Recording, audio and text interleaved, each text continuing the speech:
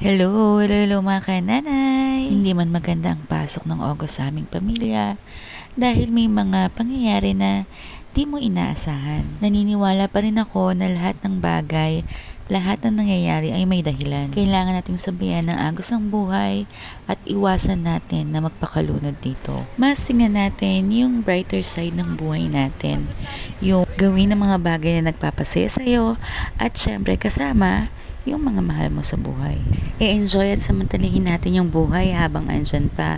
Gawin mo yung mga bagay na gustong-gusto mong gawin. Yung akala ko okay ng lahat, masaya na. Pero dumarating talaga yung pagkakataon na sabay-sabay ibinibigay sa'yo ni Lord. Sa hindi inaasahang pagkakataon, ang isang tao na nagpalaki sa akin ay namaalam na rin. So, napakasakit para sa akin na, diba, halos sabay-sabay. Pero ganun talaga siguro si Lord.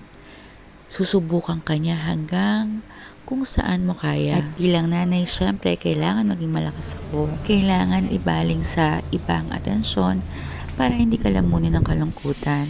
At naniniwala ako na lahat ng kalungkutan ay may kapalit na kaligayahan. May maganda pa ring plano si Lord para sa akin at sa pamilya ko. Kaya thank you Papa G para sa lahat ng blessings na binibigay mo.